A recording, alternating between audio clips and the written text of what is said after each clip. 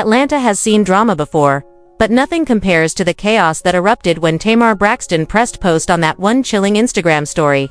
A single picture, a single caption, and 7 words that flipped the city upside down. I woke up in a pool of blood. Within minutes, hashtags exploded across Twitter, gossip blogs caught fire, and fans from coast to coast were whispering, speculating, and arguing about what really happened. To some, Tamar Braxton was a survivor of a near-death medical scare. To others, it looked like yet another suspicious rollout, a perfectly timed stunt dropped right before her next project, and dragged into the center of it all, unfairly painted as the villain. Was one name Funky Dineva. The problem with Tamar Braxton's post wasn't just the words, it was the silence that followed. She claimed her teeth were fractured, her nose was broken, and she had no memory of what happened. But she didn't say who was there, who helped her, or who might have caused it. And in that silence, the internet did what it always does, it filled in the blanks. And the blanks all pointed directly at Funky Dineva. Suddenly, Funky Dineva's name was everywhere. Twitter threads, Instagram comments, YouTube live chats. Fans accused Funky Dineva of slipping her something, of being violent, of being the monster in her tragedy. For Funky Dineva, this wasn't just another messy headline, it was a reputational hit that cut deep. In his words, in what world does somebody get accused of something as serious as drugging or harming someone, and they just sit quiet? He knew the accusations were false, but Tamar Braxton's silence made him look guilty by association. All he wanted was something simple, one public statement from Tamar Braxton clearing his name. That's it. Nothing more. Behind the scenes, the calls poured in. Tamar Braxton's publicist, her assistants, even her closest friends begged Funky Dineva not to make things worse. Q, please don't. Q, be the bigger person. Q, just let it go. But Funky Dineva's response was sharp and direct. Why are y'all talking to me? Why aren't y'all talking to her?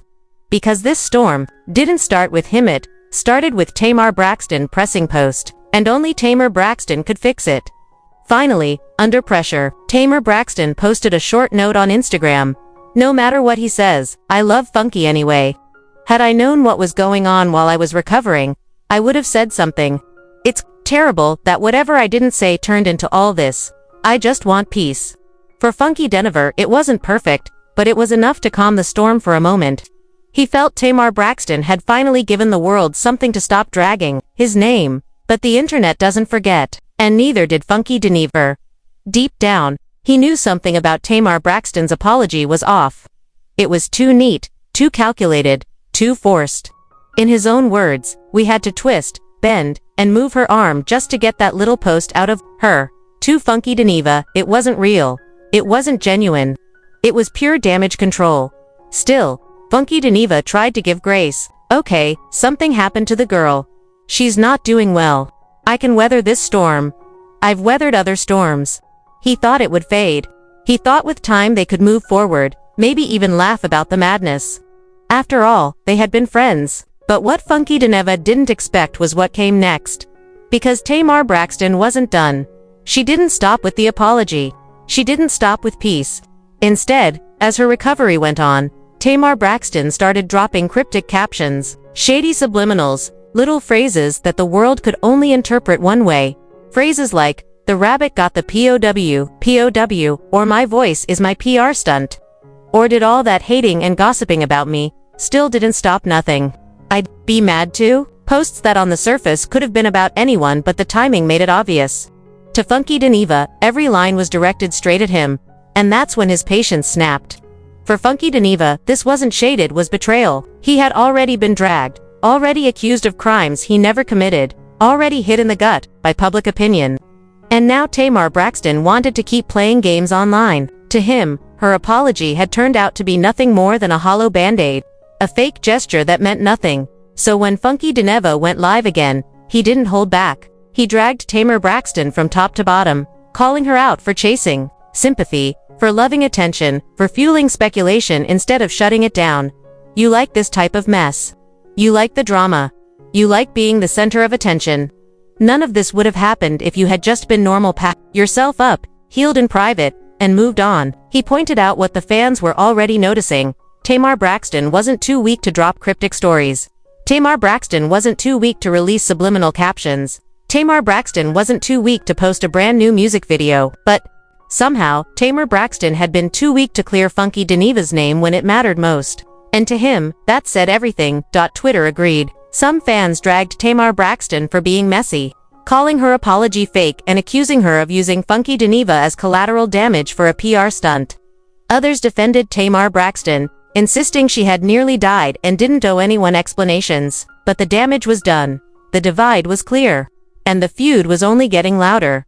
And then came the receipts, the voice of authority that made everything even messier. A doctor stepped in. A cosmetic dentist, no less, confirming exactly what Tamar Braxton had gone through. Yes, her teeth were fractured. Yes, one was completely knocked out. Yes, her septum was broken. And yes, surgery had been performed. The injuries were real. The story wasn't all smoke and mirrors. But instead of cooling the drama, it only poured gasoline on the fire. Because now people weren't just asking what happened, they were asking how it happened, and why Tamar Braxton chose Instagram captions over picking up the phone to protect Funky Dineva, the very friend she claimed to love. The storm should have calmed. Instead, it only grew louder. Blogs feasted on it. Fans debated non-stop, and the streets of Atlanta buzzed with one burning question: was Tamar Braxton telling the truth? Or was this just another storyline in her never-ending soap opera? The answer came not from Tamar Braxton but from the cold, clinical voice of a Miami dentist, Dr. Amira Ogunle. She confirmed everything. 4 fractured teeth, 1 tooth completely knocked out, a fractured septum, and emergency oral surgery within 24 hours just to stabilize her. She even explained how Tamar Braxton had flown to Miami in desperation. Her smile and her career both hanging in the balance. But Dr. Amira added something even more shocking. Medically, this might have been caused by sleepwalking. No stroke, no seizure, no medical collapse. Just dangerous, disoriented sleepwalking. Sleepwalkers can injure themselves severely, the doctor explained. They can walk, move, even fall, and the next day, they remember nothing. On paper, the explanation fit. But for fans who had followed Tamar Braxton for years, it was almost too bizarre to believe. A pool of blood, missing teeth, broken bones, all from sleepwalking. Too many. It sounded like the perfect cover story, and the timing only fueled the skepticism right before an EP release. Right when Tamar Braxton needed blogs buzzing. Right when sympathy could so easily turn into streams. While the doctor's words gave Tamar Braxton credibility, they also gave Funky Dineva ammunition.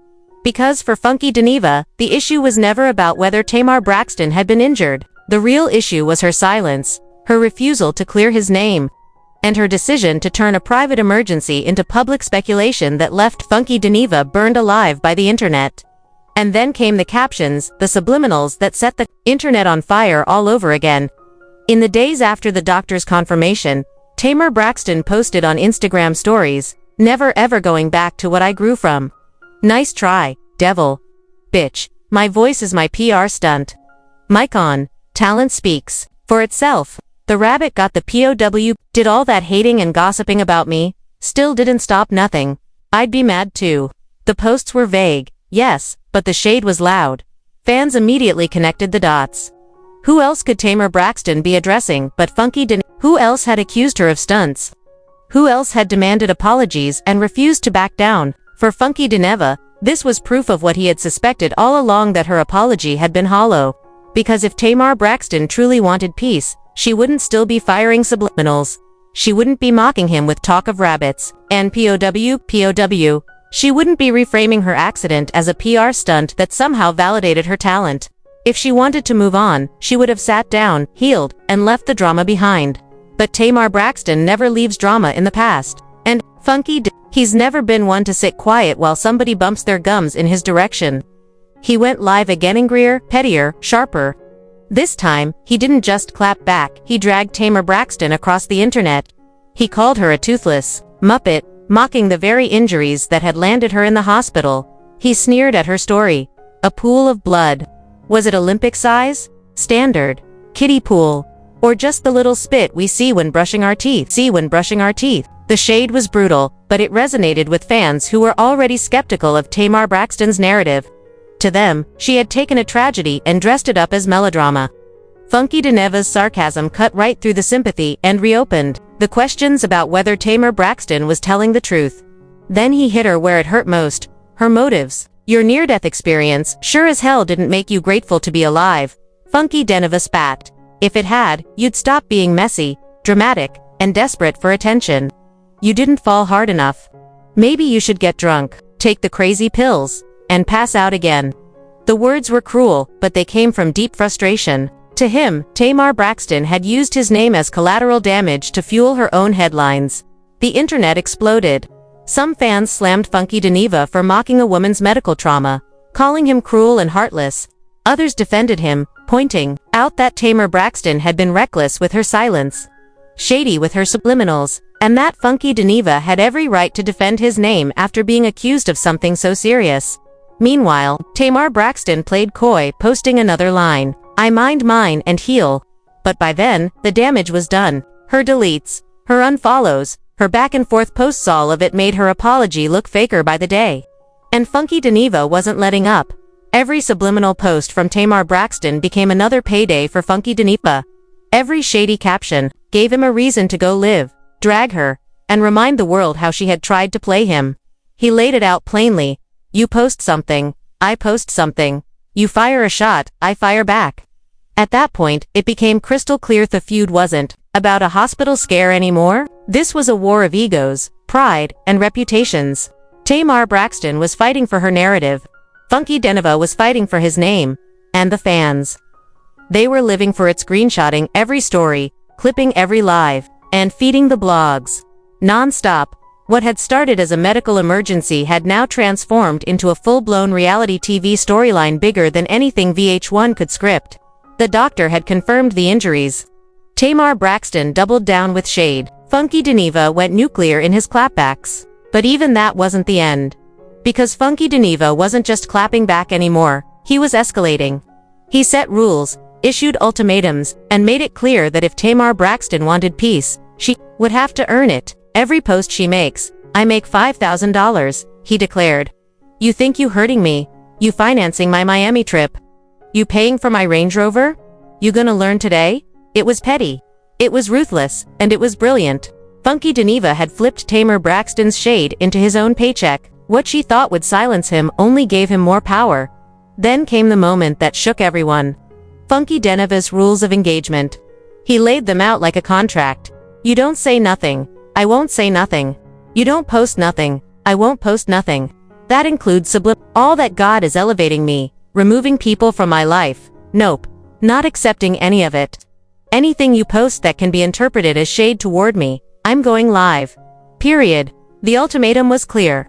If Tamar Braxton wanted peace, she could have it, but only by shutting up. If she wanted to keep playing games, Funky Dineva was going to drag her every single time. And he made it clear, this wasn't just about drama, this was about respect. You might play with everybody else, but not me, Funky Dineva warned. I'm equally crazy, equally unstable. You post, I post. You throw shade, I throw fire. Ain't no fun when the rabbit got the gun.